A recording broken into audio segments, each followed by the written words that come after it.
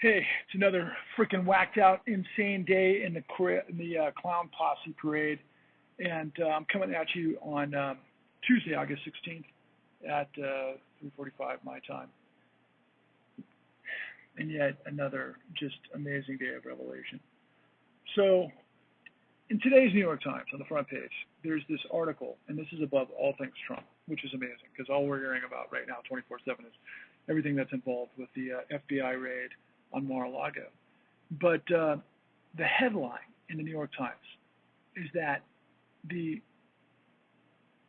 emergency funds from the CARES Act and everything that kind of transpired between the Trump administration and the Biden administration may be the largest fraud in history. And this is what they were referring to. So the CARES Act is, I think, what most of us actually recognize, all things government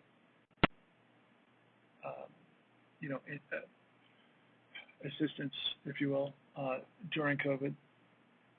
But I'm not sure exactly when it started and when it ended and how they parse it and everything else. Like one's part of the something Recovery Act and the other one was CARES and all of this other stuff. So I don't remember exactly the timing. But we know that the Trump administration basically made about $3.1 trillion in assistance available, and then so far in the Biden administration it's been about $1.9 trillion. So roughly $5 trillion total.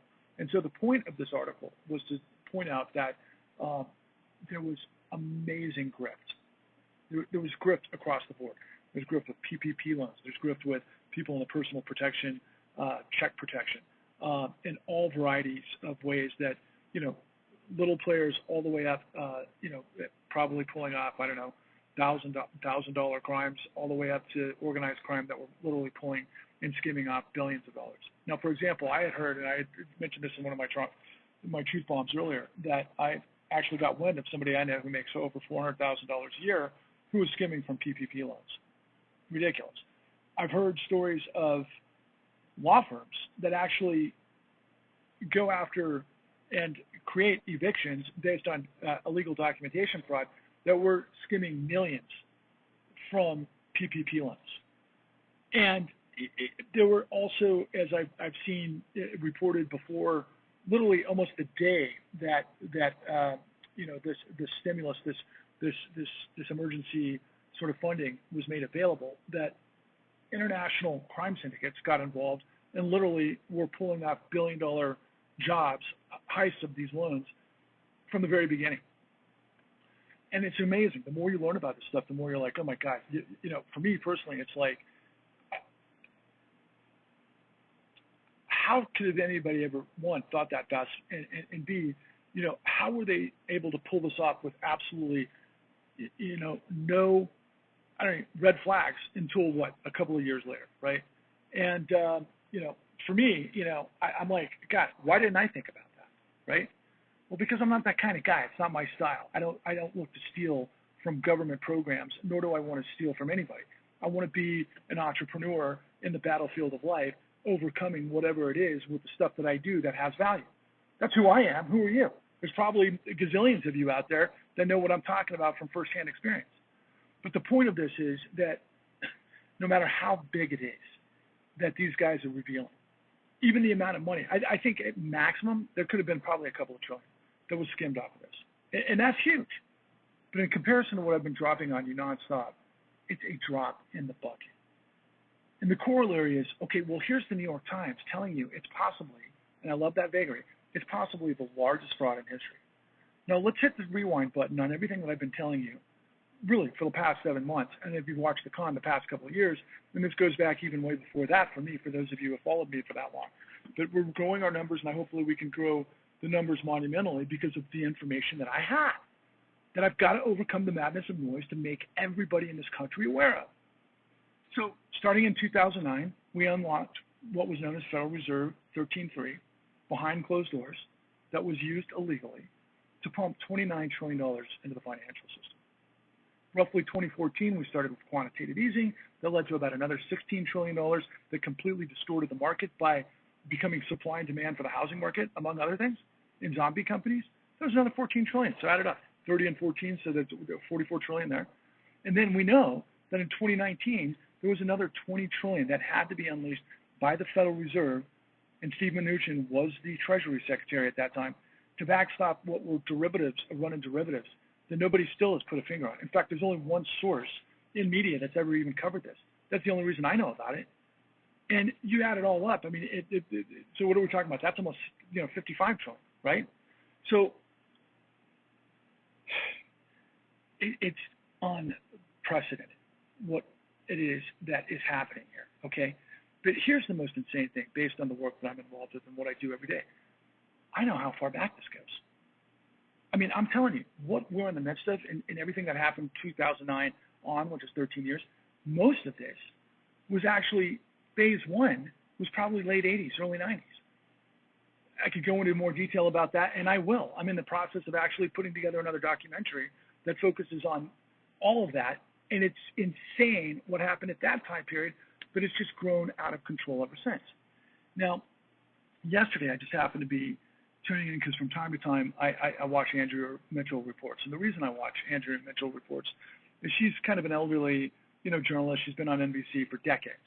And I don't know how long she's been on MSNBC, but she's kind of an afternoon show, obviously geared towards seniors, that sort of thing. And she has a lot of credibility because she's been around for so long.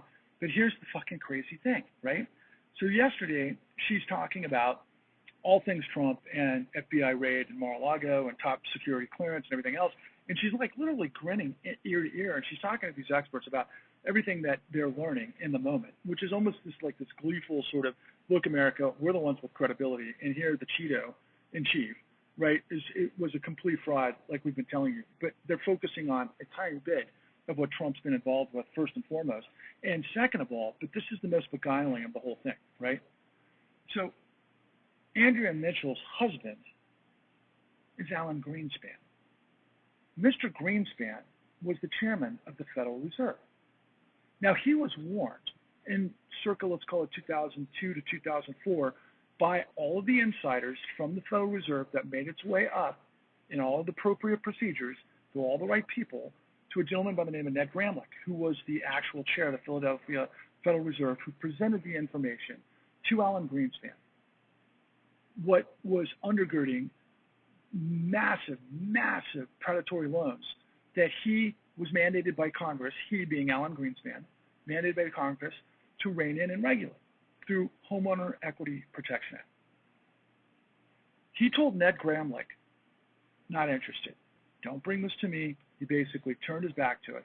And by the way, Alan Greenspan goes back to the time period I just referenced in the late 80s, early 90s, when he was actually working as a chief economist for none other than Lincoln Continental, who was helmed by Charles Keating, who went down for the largest at that time bankruptcy in history based on all this insane criminality that I'm talking about. And he became chairman of the Federal Reserve. He was notified, based on the mandate from Congress, to rein in the predatory lending from Homeowner Equity Protection Act. He ignores it. Meanwhile, the country goes to shit. The global economy spins out of control. It takes a nosedive.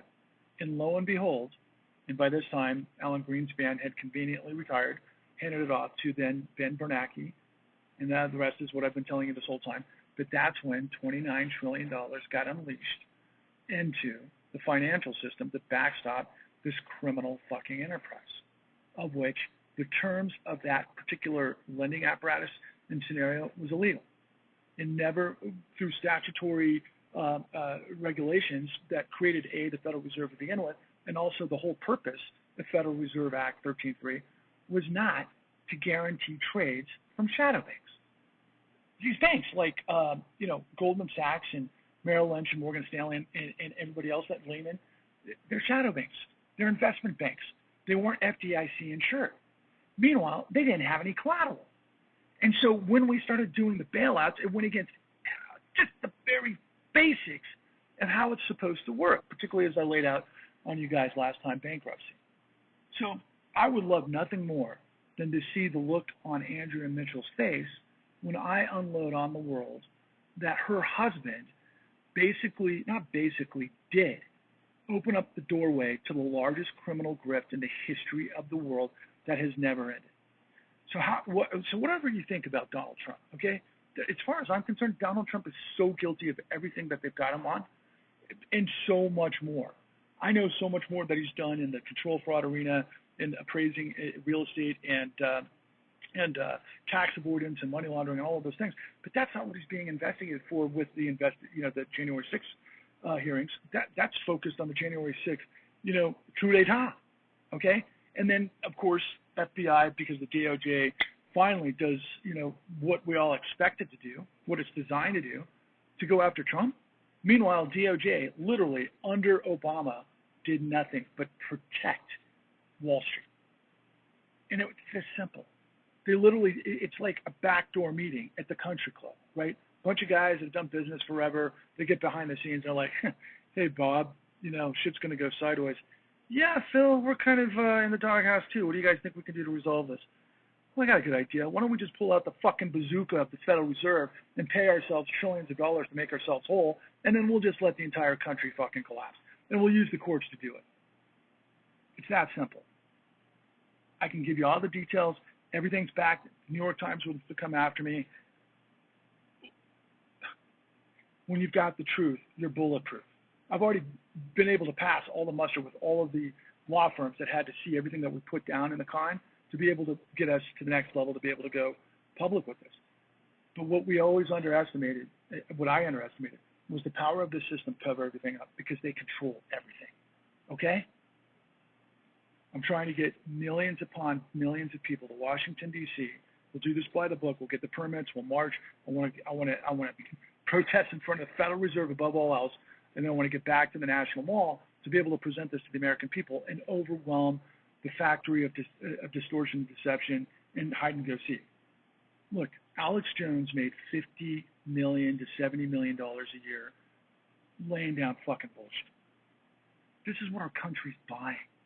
Rachel Maddow, who's got a master's degree, I think, in political science and something else, and very smart woman, but she's no more a journalist based on what it is that I'm telling you, and she's not, than Alex Jones, given the scope and the calamity and the size of this.